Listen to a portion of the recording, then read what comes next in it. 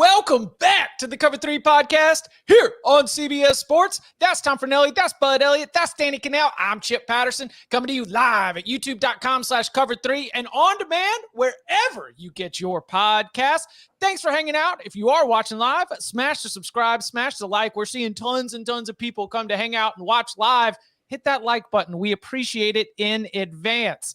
Win totals rolling on this week. We are going to attack the Big Ten, and the auction is still running. If you would like to join Wednesday's Big Ten win total show, there will be a link in this description, both on the audio and the video form, to be able to go over to eBay. The bidding closes Tuesday around 2:30 p.m. Eastern time. Listen, we've had a high standard, all right? We saw Wade step in here and really just have everything locked and loaded, multiple monitors and everything. Hank, he had the goods, man. He knew his stuff through and through, giving us unique insight. So can you meet that standard? Are you willing to open up that wallet for St. Jude's Children's Hospital? Those are the only two things you need. Again, head on over to the eBay auction to win the guest spot on Wednesday's Big Ten win total show. The bidding closes on Tuesday. So before we get into the Big Ten win totals, and today we will be tackling Michigan, Ohio State, Penn State, Maryland, Michigan State, Rutgers, and Indiana, the East Division as it stands before that conference gets dropped into water and expanded beyond belief. They might need to keep it, honestly, at this point.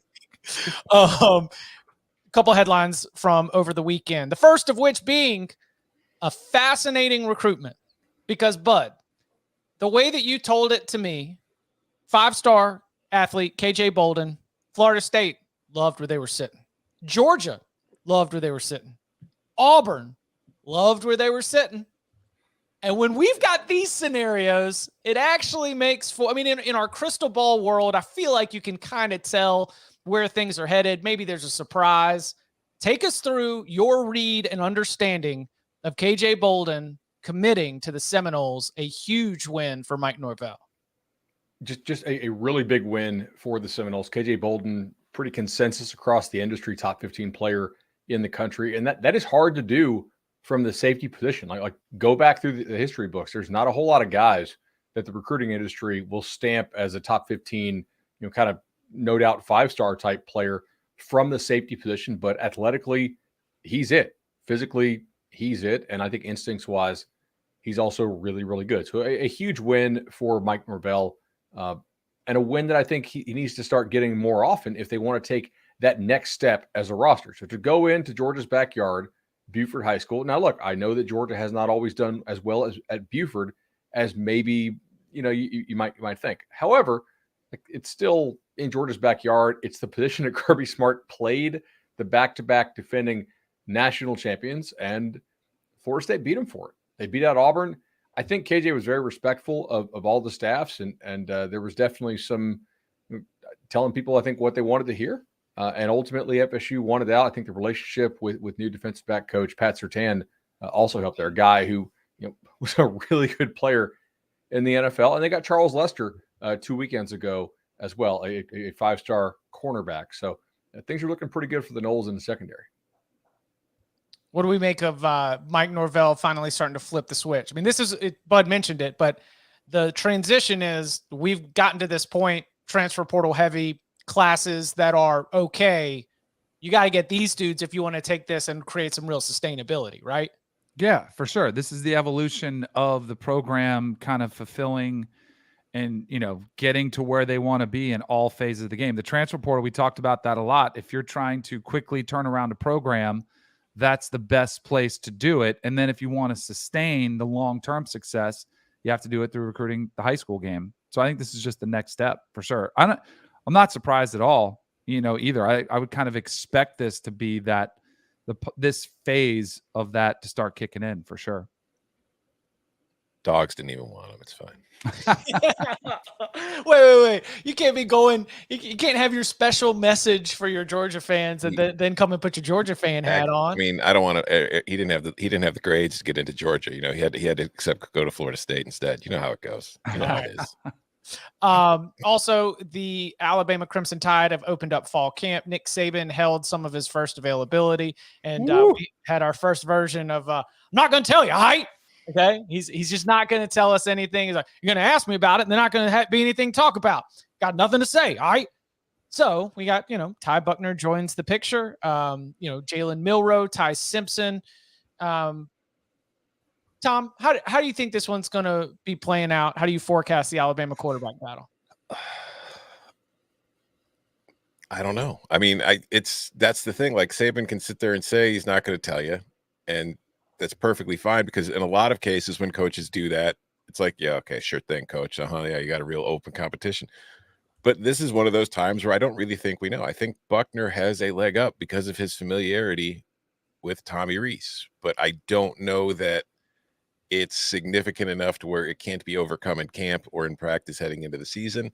I'm guessing that Saban is kind of telling the truth in that the first few games of the season will probably be what ultimately determines who their starting quarterback is for the rest of the year. Well, do you think they have somebody picked by that Texas game? I don't know. Yes. I kind of do too. Yeah, I don't think you can go into that game with you might throw an or on the depth chart just out of the shenanigans of gamesmanship. But I believe that offensive staff, Tommy Rees, needs to have somebody picked, and maybe there's a backup plan that's ready to go, but they need to figure that out by the end of the first game, in my opinion. But I think they also could think they have it figured out, and you could see a commitment, and then October 7th in College Station, you could see a different quarterback there too. Sure. Right. I mean, I think this is one of those genuine, because we look at a lot of these quarterback competitions and the coach says and we don't know, and they're competing, and they do. I think this is one, and it kind of leads to why I think Saban was a little bit, he's trying to set a tone. Stop asking me about it. It was first, early. Don't be asked. I don't think he knows, and I think that's very clear. I mean, they went out after spring and tried to find an upgrade, and this wasn't even the top option, but they just took it because it was an option they feel is better. Right. I mean, so I would expect to go with Buckner if they thought, and Rees had firsthand knowledge with him, that he's probably like, yeah, this guy can deliver a little bit more than the guys we're working with so far. Familiarity with the system. My hunch is you'll see, because I also think Milroe you can build a package for, and they can absolutely use him in week 1 and possibly against Texas too. But I feel like Buckner's probably going to get that first shot to be the starter. But again, if he struggles at all, you could see a change too. I'm kind of thinking Simpson here. Why? Well, I've heard that, right? That's like the latest little scuttlebutt, is that Simpson's stock is rising. Give me more. I'm very curious about that. I was just on Cuban McElroy, and McElroy was like really kind of pounding the table for Simpson, and he played quarterback there. In the absence of anything else that I really trust on this right now, I'm just kind of leaning. Maybe it'll actually be Simpson, right? We've seen enough of Milroe to be concerned about the level of passing that he has. He would have to take a big jump, I think, not for Bama to win 8 or 9 games, but for Bama to win that game 10, 11, 12, 13, 14, or especially a 15 type game. If they really have national championship aspirations, you have to be better throwing the football than he has been, and a lot better. So it's hard for me to envision in my mind, Saban, who's certainly on the back half, probably the back quarter of his career, going with a guy that he doesn't really believe, based on what we've seen so far, can win you those big time games down the stretch. Now, if the kid's improved, then absolutely go with him, because the legs are dynamic. But I think that they need to bet on passing upside. Simpson, 5-star prospect coming out of high school. If for him to make that jump, I think that would be what a lot of Alabama fans would be very happy to see in what had seemed to be at the end of spring practice disappointment that he had not yet really fulfilled some of those projections. All right. So I was really excited when we were starting to put the show together that this was going to be a show free of conference realignment, right? I know some of y'all have been asking for, like, oh my gosh, so much realignment talk. Can we just talk ball? But damn, Bud made a good point. And when Bud makes a good point, we got to at least bring it to the table to be able to share it with the listeners and the viewers here. And so, Bud, you were saying, let's take a historical perspective. What has college football history told us about some of these moves from a power conference to another power conference, which is exactly what we're seeing with Oregon and Washington going to the Big Ten, and with Arizona State, and Utah joining Colorado going to the Big 12? What does history tell us about how that experience is going to go? it's sort of be careful what you wish for, right? And part of this is like, do we count the Big East back when it had Miami, Vatech, all those schools as a power league? I think we did, right? They were one of the schools that was grandfathered in, or one of the leagues that was grandfathered into the old BCS. So, for purposes of this analysis, I'm going to count them. Like South Carolina going ACC to SEC, no conference titles in 30 years. Same for Arkansas. They've been in there since 92. 0 conference titles. Vatech's won 2 in the ACC. Miami's won 0. BC's won 0. It's hard to compete. Like Nebraska has played in the Big Ten for a decade now, and Nebraska's had a lot of self-inflicted wounds. I think we would all agree. But again, you really haven't sniffed a Big Ten title, right? They've played for it one time, I think, and got jet sweep to death. Yeah, exactly. Melvin Gordon, right? Yep. Yeah. Texas A&M never really sniffed an SEC title, have not made the conference championship game there in about a decade in the league. Now, I got into it with some Rutgers fans on Friday or Saturday because I had asked, like, are they happy? And to Rutgers fans' credit, they really do seem happy for the most part, or at least the ones who are vocal on Twitter. And my argument was that Rutgers really was not an athletics endeavor by the Big Ten. It was purely a business move because they were the closest market that could secure them the New York and New Jersey TV markets and get all those cable boxes, which are in the millions, obviously. Like they took Rutgers for its location, not because they care about it all about its athletics. And Rutgers so far has 13 Big Ten wins and 39 Big Ten losses by more than 3 touchdowns. So you're getting like completely non-competitive games 3x as often as you're getting Big Ten wins. I mean, to me, is that fun as a fan? But like their basketball is on the rise, apparently. I've been told. I don't really pay attention to basketball at all, but they're taking that check and spending it on something. It sure ain't football. But maybe like if you're a Rutgers fan, you're enjoying that. I'm just saying, be careful what you wish for. I understand you jump in a league if you're really concerned that your league's going to fall apart, or if you're a team that is absolutely in like the buy players thing and you're really trying to compete, which, as I've said on the show, I think about 18 teams that really do that, and maybe 5 or 6 more that think they should. But I don't know. Like, be careful what you wish for. The counter to all that, though, we just saw all last week. Those schools haven't had a ton of success moving up conferences. But where are they if they don't? They're Oregon State and Washington State, Cal, and Stanford in the wild. They're in group of 5 conferences not making anything. It's like Rutgers has really struggled in the Big Ten as a football program.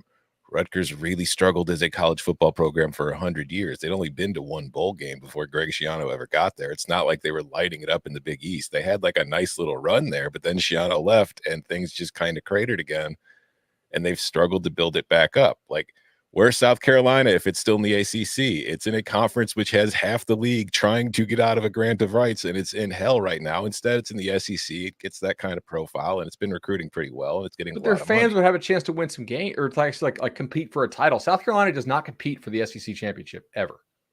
No, but would South Carolina really be competing for an ACC title every year? I think so. Occasionally, yeah. Like the best that's South what Carolina Miami teams fans thought. Well, that's fair. That's totally fair. I think there's an interesting side to this, that all of these power conference to power conference moves, we have not seen much success. And the most success that we have seen has arguably been from the Mountain West into other conferences. That the examples of Utah and TCU are examples of conference realignment where you are able to have real success, and that those weren't lateral moves. That is us always expecting that when you take a jump up in competition, you're going to start taking losses. Utah, 2-time Pac-12 champs. TCU has played for it 2 times in the last like 5 or 6 years. It's wild. I think it speaks something to the strength of the program too at the time of the move. Yeah. You better be ready for it though, because don't you think we're going to see another, the TV deals are short term. They're 5 or 6 years. And when they come up the next time around, there's a good chance we see more Washington State, Oregon State, Stanford Cows left behind. Don't you think? Yes. Like, we're going to see this consolidation continue to take place. So like, they better come to compete, because if they're at the bottom and they're not delivering much and they don't have much to offer, they're not going to have that standing for long. There are commenters saying that, of course, South Carolina would be winning in the ACC. Remember that South Carolina recruits at the level it recruits at because it recruits an SEC program. you get to come play in the SEC. If South Carolina is an ACC program, it is currently the second best ACC program in its own state. Don't be so sure they'd be winning in the ACC either. Yeah, something to keep in mind as all the pieces continue to move. And again, 8 days, then we can put this thing behind us for 6 months. Then we can put this away until next summer. 8 days until then. But no more minutes until we get to our Big Ten win total. So coming up on the other side, Michigan, Ohio State, Penn State. Boy, it is a loaded top of the division. And that is where we will start in the Big Ten East with our win totals next. And how about this? Get ready for non-stop action that will have you saying, "You gotta be kidding!" Oh my, Canada! Mr. K-Stakes, what a play and what a finish! That's some pretty good football, eh? He's gone all the way to the house. It's the Canadian Football League, Thursday on CBS Sports Network. I think the Cover 3 podcast could do a alternate broadcast of a CFL game. Oh, we got to go for the Rouge here, boys. Those of you watching youtube.com/cover3, CBS Sports Network does have some CFL action, including coming up this Thursday on the CBS Sports Network. So I would need like a week and a half, just to get everything locked and loaded. I think I could do it. But let's get into Big Ten win totals. And of course, all win totals episodes brought to you courtesy of the general manager of Vanderbilt football. As much as I think it's the under is a safe play, like I can't even. Count them up. Count them up. How many kids are going to win this fall? I can't fathom who wins. How many kids are going to win this fall? I just can't. I don't see it. It's not on there. It's not the schedule I'm looking at. Unless there's another schedule somewhere. And we begin with the Michigan Wolverines, the 2-time reigning Big Ten champion Michigan Wolverines, the holding 2 straight wins over Ryan Day Michigan Wolverines, and the returning a lot from last year's group, Michigan Wolverines. They start the season without Jim Harbaugh on the sideline. Remember? 4-game suspension. The Juggernauts coming to Ann Arbor for those 4 games. ECU, UNLV, Bowling Green, and Rutgers. 4 straight home games, and then they finally will hit the road on September 30th at Nebraska, followed by at Minnesota, then Indiana at home, then at Michigan State. A little bit of a late off week, off on October 28th after 8 games, but they're back in action. And now is when we'll finally start to see a few challenges. First, Purdue at home, then at Penn State, at Maryland, and then the season finale against Ohio State in the Big House. Right now, we're looking at 10.5, around over -125, under -105. Danny, what are you doing with the Wolverines? Over. Yep. I looked at them. I think there's 3 games that you look at potentially hiccups. I had at Minnesota, I had at Penn State, and I had Ohio State. I don't think they're losing all 3. I don't think they're losing 2 or 3. I think they might lose 1. I'm going to say they're 11-1. Returning quarterback, J.J. McCarthy, there's stability there. They've got an identity. I think they even have a chip on the shoulder. Our coach isn't there. Everybody's out to get us. So, for somebody who's a 2-time defending Big Ten champ, sometimes you can feel like complacent, but they still haven't done, what they want to do in the playoffs. I still think there's motive. I still think they're, enthusiastic. I'm going over. Oh, there's definitely a chip on the shoulder. Like they had for years. You can't beat Ohio State. You can't win the Big Ten. So they beat Ohio State the last 2 years. They've won the Big Ten the last 2 years, and now it's where you can't win a playoff game. So no, this team is pissed off. This team's got something to prove, and this team's going to go over because I just don't see 2 losses on the schedule. Danny, you said you're worried about that Minnesota road game. I'm not. I think they're winning that. I was trying to find hiccup games, like slip-up games. I wasn't worried about it. I didn't say they were going to lose it. I think the first kind of slip-up possibility, maybe Nebraska on the road just because it's the first road game of the year. But, like, in those first 8 games, I think they're winning them all by 3 scores until they get to Michigan State on the road. Maybe not Nebraska. Maybe that one's close. I don't think you really have to see what this team's truly made of until that last part of the schedule where they come off the bye against Purdue at home. That should probably be a pretty big win. But then you've got Penn State on the road. And then the very next week, after Penn State, before Ohio State, you've got Maryland on the road. And Maryland is a team that has some talent, and it has a quarterback with a low floor but a very high ceiling at the same time. So it's kind of volatile. It could be kind of a problem. So that 3-game stretch at the end of the year is going to tell us a lot about this team. But I still think they're going 2-1 through it at worst. If they lose to Penn State, I think they're beating Ohio State at home. So yeah, 11-1 at worst, 12-0, very much possibility. Shouldn't Jim Harbaugh have taken a longer suspension given the easiness of this schedule, right? And so that you can kind of commute some, dude, like, hey, if I get suspended for 10 ball games, can I commit some future recruiting crimes and be totally cool? Like, because I have Michigan favored by 3 scores in all but 2 games. Like, there really is no excuse to lose any game except for potentially Ohio State or Penn State. They bullied Penn State last year at the line of scrimmage on a good number of plays. Obviously, I think Ohio State is just about as good. Now, Michigan has, consistently outcoached them, I think, in 2 straight years. And last year, we'll get into the variant stuff later, but like, what's really not to like about this team? Right. My questions for this team are really once they reach the playoff, if they get, assuming they get there.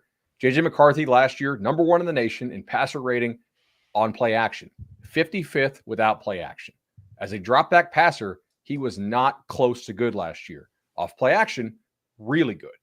Can Michigan's receivers, can JJ McCarthy, can they win if they're behind the chains? And that may not happen much this year. How often will they be behind chains? How often will they be behind on the scoreboard where they actually need to make a comeback and McCarthy has to throw them out of some bad situations? We saw last year against TCU. He struggled with that. That's the only real question I have about this team. Harbaugh is out there telling Bruce Feldman that they might break Georgia's NFL draft record. I think Georgia actually might have something to say about that, by the way, in this upcoming draft.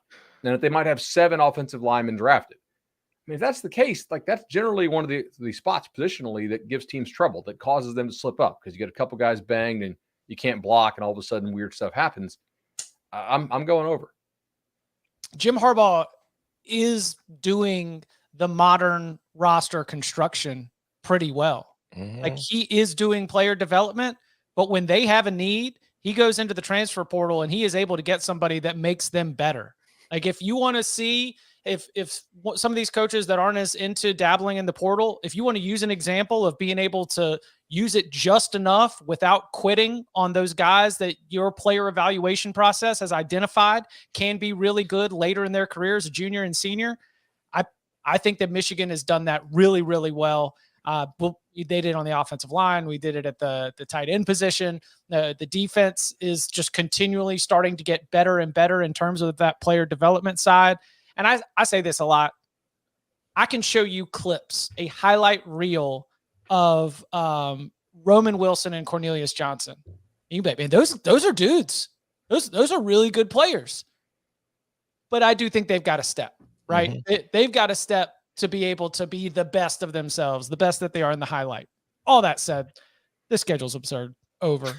I mean, 11-1, and there's not. If something goes wrong, my toss-ups are at Penn State and Ohio State. Duh. I agree. At Maryland is probably next up in terms of being kind of scary, especially where it falls in the schedule. I think that the roster is going to produce a lot of NFL draft picks. And it's a big year for the Wolverines with everybody back. Who was the general manager in San Francisco he was banging heads with? Was it Balky? I thought so. Who's had a better run as a GM since? Jim. Yeah. Yeah. All right. Would Michigan beat an all-star team of its schedule, removing Ohio State and removing Penn State? No, I'm dead serious. Like, I think I would take Michigan. How many players that they're going to face the entire season, except for those 2 games, could crack this lineup? The schedule's that bad. All right. Well, who's the quarterback then? It's Talia or who? Like Hudson Card? Hudson Card. Man. Right. Yes, they do. Running back, nobody's playing. Receiver, Nebraska, no. Minnesota, no. Indiana, if Camper's back healthy, maybe. Michigan State, definitely not. Purdue, kind of no. Maryland, I love this concept. Maryland's got some dudes. This is kind of a good way to illustrate the fact that this schedule is a joke. It's 2 games. Yeah, and there could be some difficulty in that, at least from trying to keep everybody focused. But I don't see that being an issue for this team. Count them out. Turning our attention to their rivals, the Ohio State Buckeyes. We have either Kyle McCord or Devin Brown taking over an offense that is locked and loaded, like 6 deep at wide receiver with guys that would go walk to any other Big Ten team and probably end up with the starting job. You got a couple good running backs, Travion Henderson back again. Some concern along the offensive line, including breaking in some replacements for NFL draft picks. Got some 2 young tackles. Defensively, year 2 of Jim Knowles. How does that progress in terms of them being able to limit the explosive plays and hopefully create some pass rush? Because there are certainly the personnel and the talent to be able to have an effective pass rush. They start the season at the stadium that I said needs to be rebuilt because the bleachers are falling apart. They start at Indiana. Then they have their home opener against Youngstown State, Western Kentucky at home, and then a massive game at Notre Dame on September 23rd. Off on the 30th, and then back in action for the final 8 games of the season. Maryland at home, at Purdue, Penn State at home, at Wisconsin, at Rutgers, Michigan State at home, Minnesota, and then at Michigan. Ohio State also has a win total of 10.5, though the under is more heavily juiced than the over, minus 130 to the under, plus 100 to the over. Tom, what are we doing with this? Over. I mean, the schedule's much more difficult than Michigan's to start with. We'll start there, like at Notre Dame, Penn State, at Wisconsin, and then, of course, you finish at Michigan.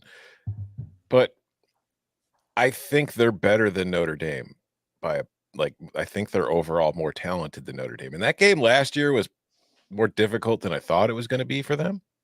But I still think that talent-wise, while there's still some questions at QB because we don't know who it is, although I think we know who it is. I just have a genuine faith that Ohio State's quarterback's probably going to be fine in that offense with those receivers. It doesn't, he might not be CJ Stroud, he might not be Justin Fields, but he could be Mac Jones. So I think they're going to win that game more often than not. I give that to them as a win. I think that they beat Penn State at home. They could lose to Wisconsin on the road. I have them losing to Michigan at the end of the year. So I'm not as confident in this as I am in the Michigan one, but it's mostly because of the schedule. But I do have them at 11-1 more often than 10-2. I'm right there with you. I'm going over. I think this is sort of a 2.5, 3-team league as far as the upper echelon. Ohio State's clearly in that mix. I think they're better at every spot on defense than they were last year. D-line, linebacker, DBs. I think they've done a nice job in the portal. Receiver still loaded. O-line definitely has some questions. I'm not sure who can exploit that. Like we just did the Notre Dame summer school. By the way, Notre Dame fans, like the video. Y'all begged for it. Make sure you like that summer school. Make sure you go watch that episode. What did we hear from Tim? Maybe not a dominant defensive line this year for the Irish. Are they really equipped to expose Ohio State's potential weaknesses on the offensive line? Don't know. I think Michigan is. I think Penn State could, but I think you probably are able to split those, and I don't think you're going to lose any other ball game. Wisconsin, I definitely don't think is great up front this year on the D-line. No, sorry. I hate this. But I am a man of principle, and I've got too many daggum toss-ups. I've got to go under. I'm looking at Buckeye hater Chip Patterson. I'm looking at this, and I have at Notre Dame, Penn State at home, at Wisconsin, and at Michigan as 4 toss-up games. 3 of those 4 games are on the road. And if I do my usual process of giving them half, it's a 10-2 record. It is remarkable staring these 2 schedules back to back because the teams, I have them rated so close. And when they do play, I think it's going to be phenomenal. I think that Ohio State, in sort of like ask me to pick a team that's not named Georgia to go win the national championship, I've seriously been working on maybe I will pick Ohio State to win the national championship. They were so close last year. Maybe it is the guy after the guy. CJ Stroud goes and then they're able to get it done. And I've built all these scenarios in my head and the arguments. And yet when I run the sort of win total schedule analysis, I'm going under. See, where we disagree is that I would say at Wisconsin is more difficult than any game on Michigan's schedule that isn't Penn State or Ohio State. Toss-up, I think, is being a little too friendly to Wisconsin. losable game. I think Yeah. is the way you put it. It's Yeah. losable. Yeah, They're double digits, right? Yeah. double digits. Depends on what it looks I think like you're for double digits, Wisconsin. yeah. Right now, probably. All right, so what would you have neutral? Like neutral, Ohio State 11 in 14. Madison. 14 about. Throw that to single digits. I think that Ohio State's 9.5. 14. All and a right. half. So I'll put it this way, Neutral. because I'm with Chip.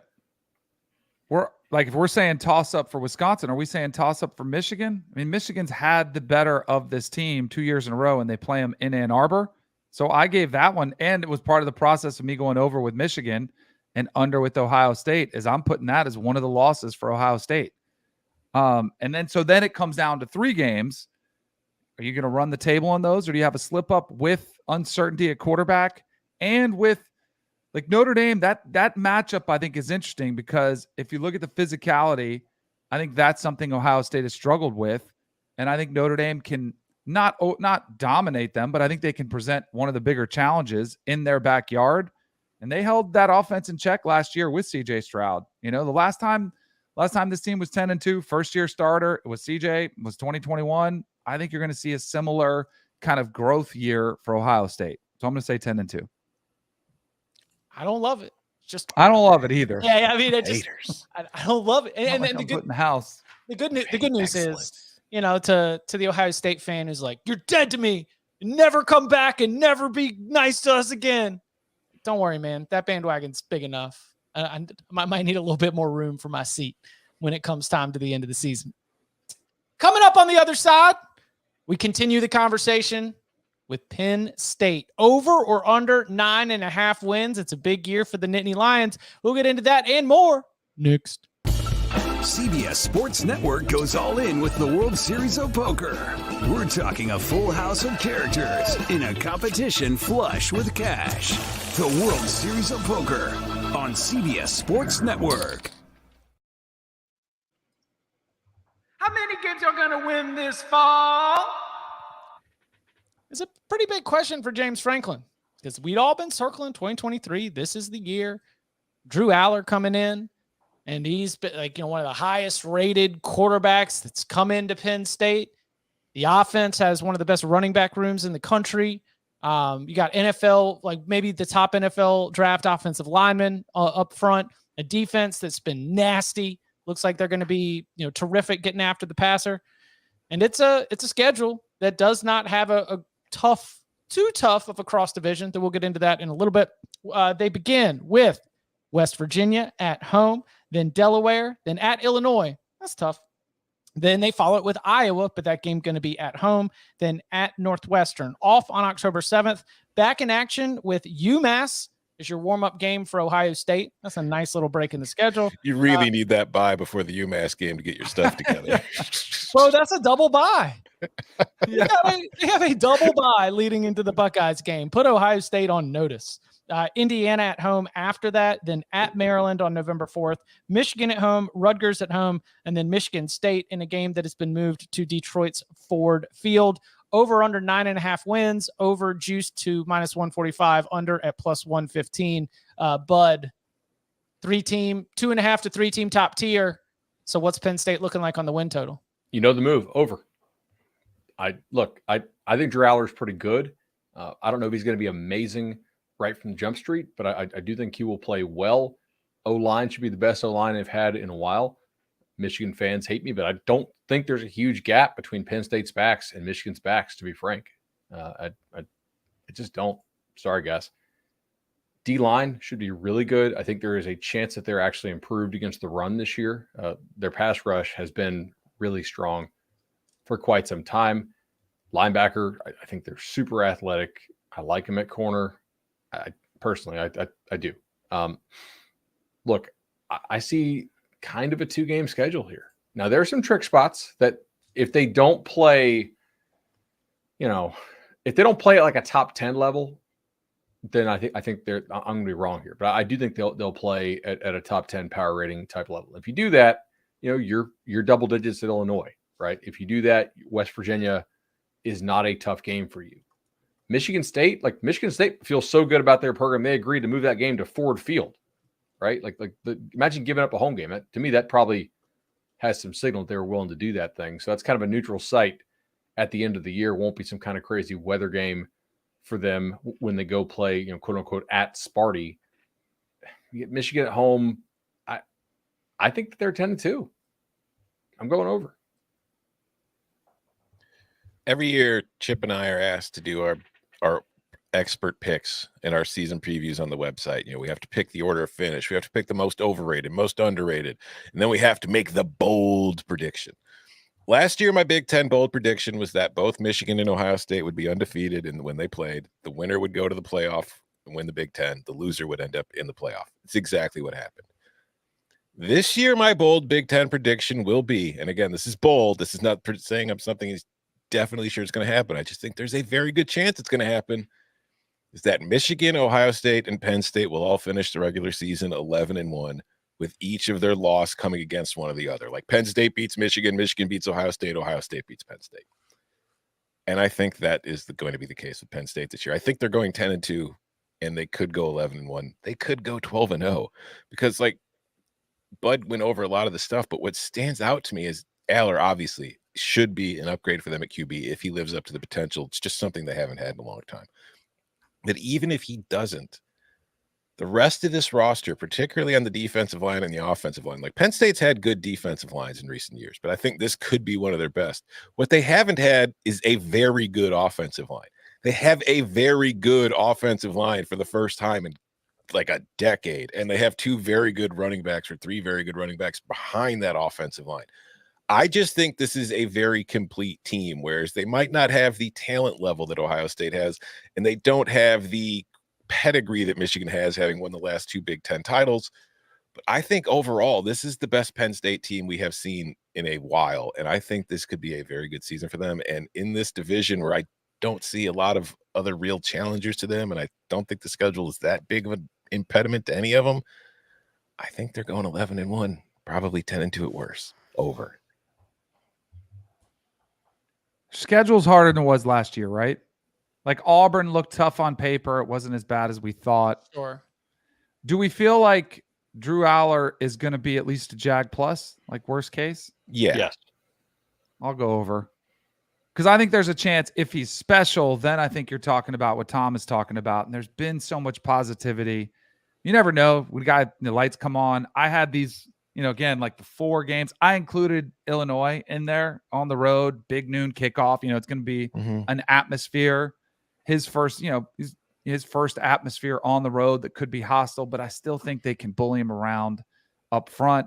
I think Manny Diaz is a really good fit for them. Another year as the defensive coordinator. I think you'll see an attacking defense that will improve. So I'll go over as well. I'm on the over too, and there's a conversation going on right now that I think is a little bit interesting. We can game it out, but we won't take too much time. So if you have a 3-way tie and every single team is 8-1 in conference play, normally you start to go with the head-to-heads. If it's all around robin, now we've got to go to common opponents. But if the common opponents are all still the same and they all have a 0 in the loss column against common opponents, we're down to tiebreaker number 4 or number 5. Who wins the Big Ten East? The winning percentage of their opponents, I believe. Okay, so we won't go straight to the playoff selection committee, because that normally tends to be one of the last results. One of the last tiebreakers is whoever is higher in the whatever ranking it is.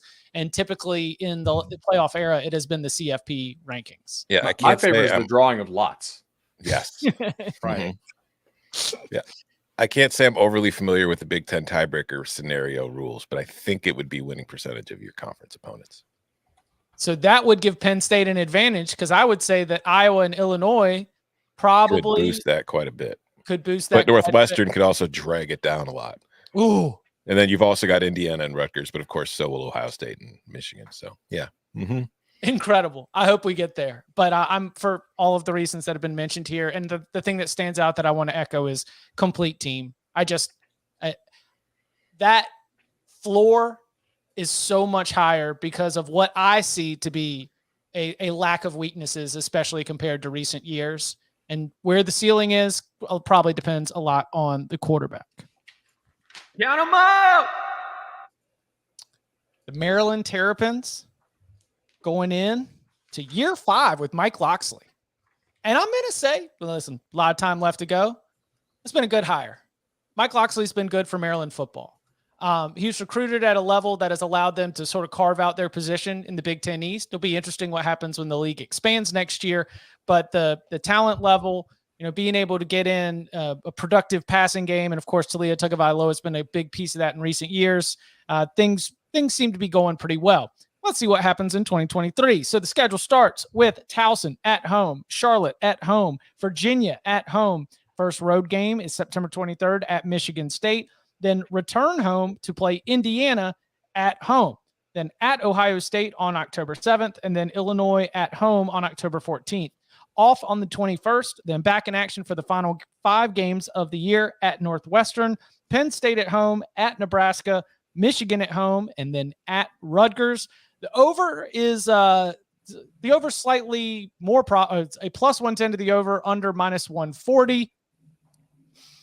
Let's go, Tom. Let's go back to you. What are we doing with Maryland? Under, but I'm not. I mean, this is kind of a toss-up to me. I just think that you look at their schedule, you look at their lot in that division this year. Like, I think they're going undefeated in non-conference. Like, if they lose to Towson or Charlotte, I'll be shocked. If they lose to Virginia, I'll be shocked. But Michigan State on the road is a problem for them. I'd rather have that game at home. You get Penn State at home. I don't think you're winning that game more often than not. You get Michigan at home. I don't think you're winning that game more often than not. I would rather have those guys on the road. Your winnable games, and we've gone over this a lot when we do these win total shows, most of your winnable games are, your coin flip games, are on the road. Michigan State, Nebraska. It's like 8-4 is possible. 7-5 is more likely. So under. Over for me. I got Towson, Charlotte, Virginia, Indiana at Northwestern, and at Rutgers as the wins that I feel comfortable giving them. That gets us to 6.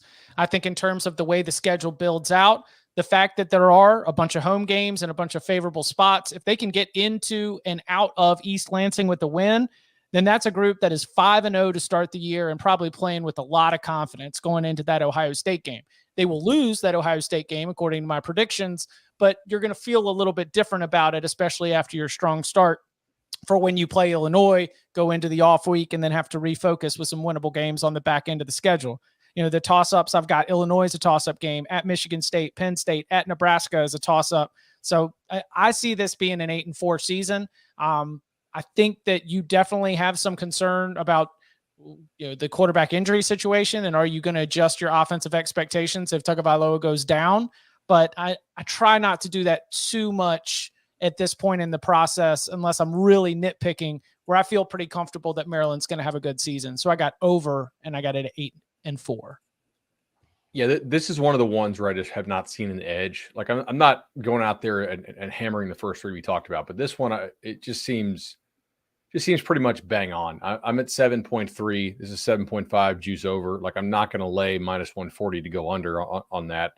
You should have 6 auto wins if Talia stays healthy, and then you need to go 2-4 in your remaining games. Obviously, 3 of those you will be heavy underdogs, and the other 3 a little bit less so. I like the timing of this a little bit for going over.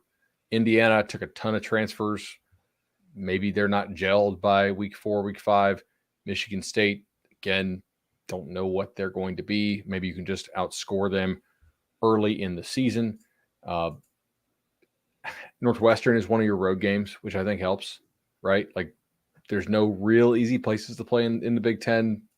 Northwestern is the easiest, and that's not bad to get. So I'll go over ever so slightly. I think Loxley's done a really good job here. Remember, like, when he took over the program, they were in some trouble. So the guy definitely deserves some credit.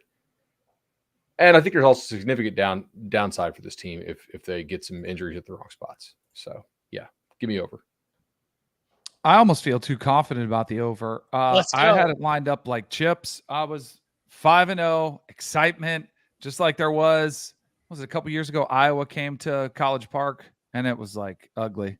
He threw 4 interceptions in like the first half. I think it'll probably be the same way. Like, they're 5-0, and then they get housed by Ohio State. And then they come back licking their wounds. That Illinois game, so that's 5 wins right there. I'm giving everybody a win against Northwestern, so that's 6. The Michigan State thing, I already gave them the win against them.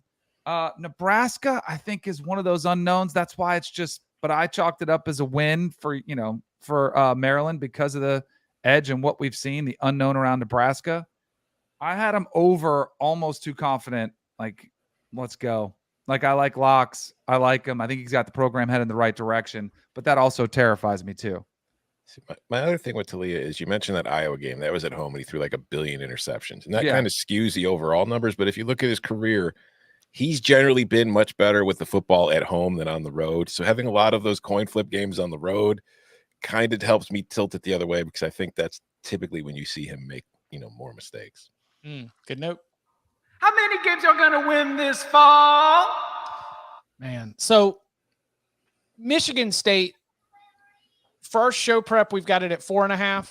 I've also seen it at 5.5. And the juices, I have not found a 5. The juices are all over the place. But bananas that we are talking about a head coach. The juices are all over the place. That's worth it. No, my kids just got back from Costco and they're now. And the juices are all over the place. Apparently, apparently, like again, as we discussed last week, my family does not know that I'm on the air every day at 11 a.m. So yeah. Mel Tucker, year 4, very well compensated, staring down a win total of like 4.5 or 5.5. Not even bowl. You mentioned it, Bud. This team has seen an exodus. Peyton Thorne into the transfer portal, Keon Coleman into the transfer portal, and that's not even it. And it hasn't been a transfer portal influx that is going to make you feel extremely excited. We don't have Kenneth Walker III walking through that door. So let's get into the schedule. Starts on the Friday of week 1 against Central Michigan at home, Richmond at home, then a visit from Michael Penix, Kalen DeBoer, and the Washington Huskies on September 16th. Then Maryland at home, no road games until September 30th at Iowa. Off on October 7th, and then back in action at Rutgers, Michigan home, at Minnesota, Nebraska home, at Ohio State, at Indiana, and then the aforementioned game against Penn State on Black Friday at Ford Field. Bud, what you doing with Michigan State? Yeah, so if you look at that 4.5 juice over -180, let's just assume like 70 cents, right, to get us to 5 for a more kind of fair price. So that'd be like 5 over -10. I'm actually very slightly over that.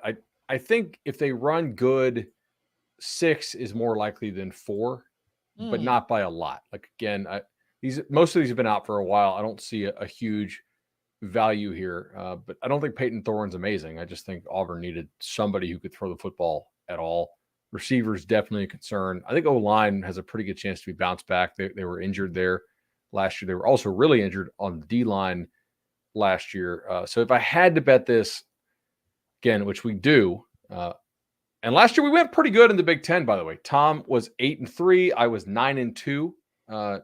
Everybody had a winning record. Chip 8-2 as well. So we've been pretty bang on in the Big Ten. I'm going to go over if I have to, just because I think that their relative guaranteed wins are pretty high.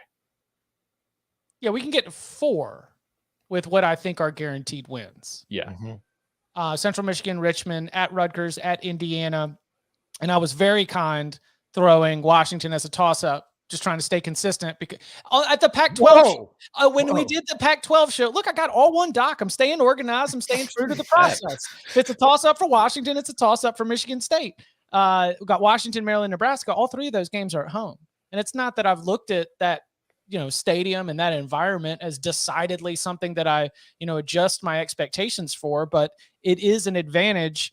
If this thing was at 5.5, I might dance to under. I keep coming up with 5 and 7 is what I keep imagining for the schedule as I see it. So at 4.5, the way we're picking it, I am on the over.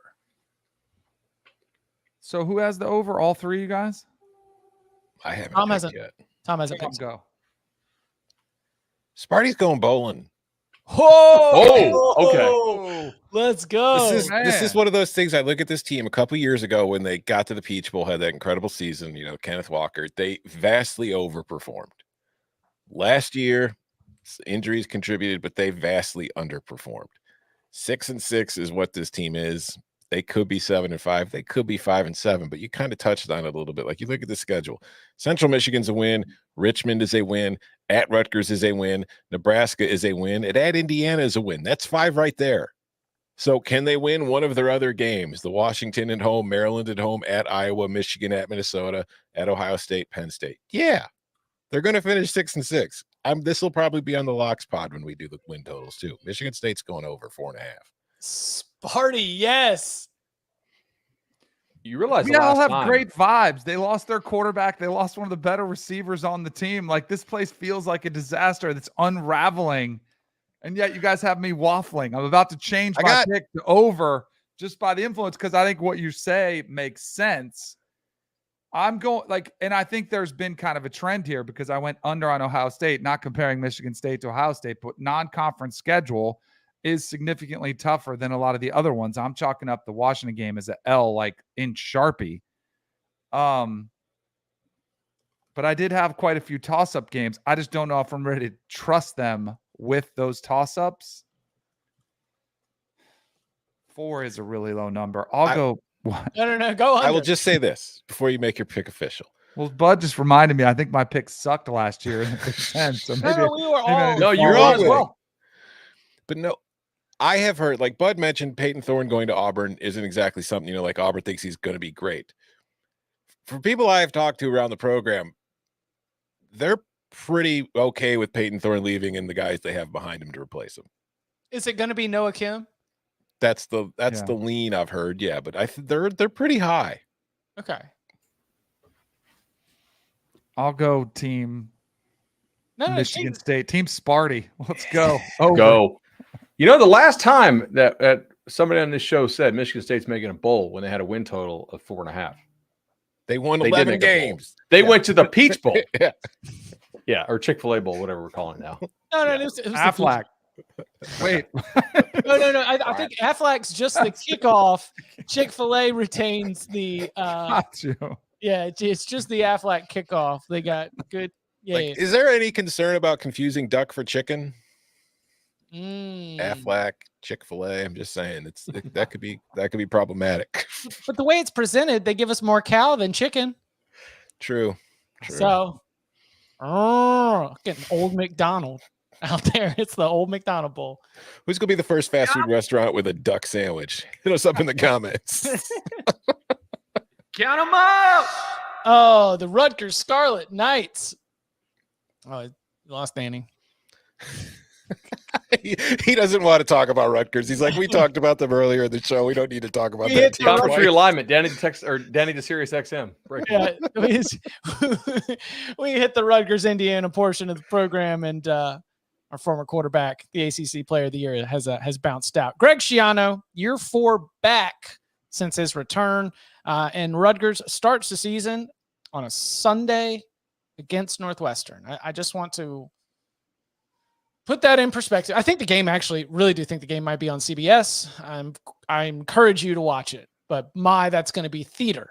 It will be college football theater. Northwestern and Rutgers probably in a standalone spot on a Sunday. The stakes are incredible. Temple at home, short turnaround as they play on September 9th. Then Virginia Tech at home, at Michigan on September 23rd. Wagner at home on the 30th, at Wisconsin on October 7th. Then Michigan State at home, at Indiana. So after 8 games, Rutgers finally gets its off week on the 28th, then returns to this slate: Ohio State, Iowa, Penn State, and Maryland. Woo! Over under win total at 4. Over -130, under +100. Tom, what do we do with Rutgers? Push, but under for the sake of the show. Like, they're beating Northwestern, they're beating Temple, and they're beating Wagner. So then you look at the rest of the schedule, and it's like, okay, Virginia Tech and at Indiana are the real kind of winnable games. Maybe Maryland at the end of the year if that team's all banged up and kind of just done. I don't think that'll be the case, though. So to reach the over, you have to say that Rutgers is definitely going to beat both Virginia Tech at home and Indiana on the road. I don't know that I feel safe making that kind of call. The quarterback situation is just an absolute boondoggle and remains one, and I don't know when that's going to get sorted out. Maybe it will this year. I don't know, but I'm certainly not betting on it happening. So for the sake of the show, under, but I think 4-8 is the most likely outcome. All right. I did my notes on this before I got into it with Rutgers fans over the weekend. So this is an unbiased take just for trying to win money. 4 is definitely the most likely number. And if I could find a place to bet exact 4 wins, I'm not going to tell you what I'm going to price that at, but like I think there's a decent chance that I would bet it. For the most part, they don't hang that for teams that are projected to win, 3 or 4 games. Yeah, you can bet Georgia exact win total 11. I don't know if you can bet Rutgers exact win total 4. DraftKings has like 20 or 30 teams listed. I did check. Rutgers is not one of those as of this morning.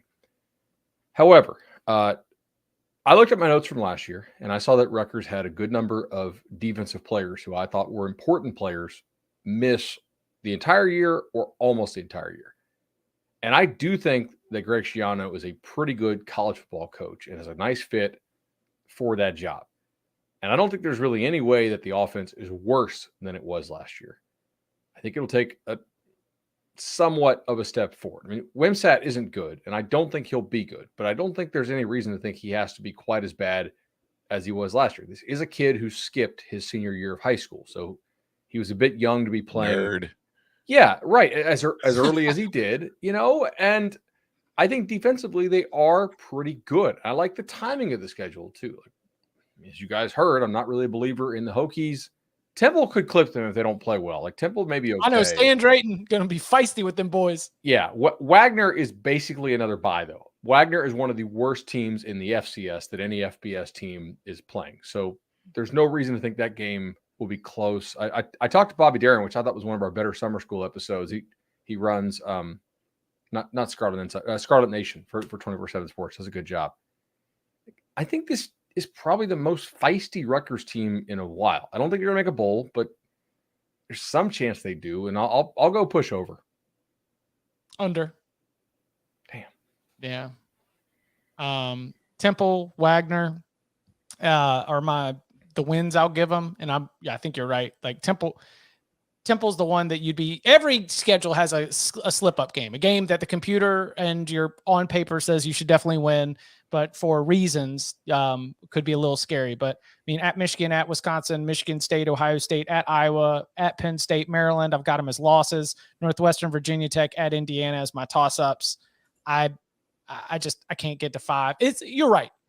Push to under. I am not locking in a 3-9 season, but I see that being a more likely outcome than going 5-7. So I'm under when forced to go one way or the other. One live betting note.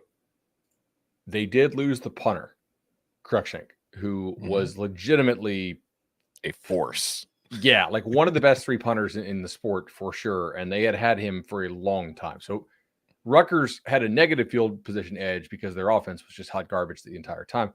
But then it would sort of like negate itself a little bit because the punter would be like, all right, yeah, I know we didn't get any first downs. Here's an extra first down of punting. Rutgers fans would like legitimately cheer that dude when he came out of the field. He was their best player. Yes. Nothing wrong with that. Well, I mean, something wrong with that if you're playing in the Big Ten, trying to make it to the postseason. Hey, but, check still cash, baby. Yeah, philosophically, if you want to cheer your excellent punter, cheer your excellent punter. Good for you. Danny's on the over, by the way. Okay. How many games y'all going to win this fall? Bringing it home here with the Indiana Hoosiers. Year 7 for Tom Allen. There were some great moments. We had that year. We had maybe like 2 years. But things are not looking great. Over under win total of 4, just like Rutgers. And here's the schedule. Ohio State at home. Indiana State at home. Then Louisville and Indianapolis. Akron at home. At Maryland. Off on October 7th. Back in action at Michigan. Rutgers at home. At Penn State. Wisconsin at home. At Illinois, Michigan State at home, and then at Purdue in the rivalry game. Tom, what do we do with Indiana? Under, and Tom Allen doesn't finish the season. 3-9, I think, is what you're hoping for with this schedule. Like, you open the season with Ohio State, and you are just gonna get blasted. And then you get Indiana State on a Friday night at home, so you can recover a little bit there. Louisville in Indianapolis, I think Louisville's winning that game. Akron, they should win, but I think Akron could be, a kind of a surprise team in the MAC this year. Maybe keep an eye out for that. At Maryland, you're losing. Then there's a bye. So they're probably 2-3, maybe even 1-4 going into that bye. And that could be a time where maybe we see Tom Allen go bye-bye. I don't know. Or maybe they wait until after they lose to Rutgers to do that move. So, yeah, like when I look at the schedule, the only wins I could really see are, again, Indiana State, Akron. They could beat Rutgers. I was kind of being a jerk there. But other than that, at Purdue, you're probably not beating Illinois on the road. You're not. There's not a lot of wins on this schedule. This is not a team that I feel very confident about. And I think, you know what, this is why Danny left. It wasn't do the radio show. Danny's always been the Tom Allen homer. He doesn't want to be out here, firing the man. So I'll do it for him. Under for Indiana. There are 3 teams that represent a definitive bottom tier in this conference, and they are Northwestern and Rutgers and Indiana. And like, it's just the difference between them and even a team that we were like wishy-washy on, like Michigan State, where we're just not quite sure how to pin it. I still see Michigan State as being on a different tier from where this team is. Indiana State and Akron are the only wins I'll give you. And man, it's really tough to find wins beyond that. I am also on the under here for the Hoosiers. I don't like where some of their games are played, right? At Purdue, at Illinois, at Maryland is difficult. I don't want to just sit here and play the schedule game. I don't think there's any reason to think they have good quarterback play. Maybe it gets to average.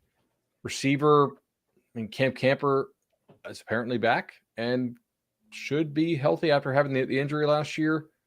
O-line, they did have some injuries last year. They could have a legitimately improved offensive line. Oh, let's look at the defense. Oh, they lost their top 4 players in the secondary. Right. And they lost. Oh, the returning production on the defensive side is bananas. As in not good. Like, it is a brand. It's a literal banana. Yeah. I'm concerned here. I'm going to go under as well. It is really tough, even with these low numbers, when you see the trajectory, to be like, and you know what? They're going to turn this thing around, especially when you're playing in the Big Ten East, when everything is going so well for those teams up at the top. All right. We're going to probably remind you a few more times on social media, but I'm going to remind you one more time here. You got to get your money up, y'all. ACC's showing you up. Listen. I thought the Big Ten was rich. I thought so too, Tom. So the auction is running over there at eBay. We've got a link in the episode description here on youtube.com and also on the audio platforms, wherever you get your podcasts. Head on over and you get to join us for Wednesday's Big Ten Win Totals pod. Get to hang out, get to make your picks. It's a really good time. Wade and Hank have done a great job, and you can be next. So make sure you head on over there and jump on in the auction. Anything else? Got to be a Michigan fan out there who wants to show the true value of a Michigan degree. Dude, yeah. Look at that. Come on. Donovan Green out 3 to 5 months. Bad news for Wake Forest football. That sucks. Not great. Not great. Little news from this morning. Probably not worth 5 minutes at the beginning of the show, but keep it in mind if you're going through your Wake Forest or other ACC notes, that just put Jamal Banks in like bubble wrap. Please preserve Wake Forest wide receivers at all costs. And you can follow him on Twitter at Tom Fernelli. You can follow him at Buddy Elliott 3. You can follow me at Chip_Patterson. Gentlemen, thank you very much. Thank you.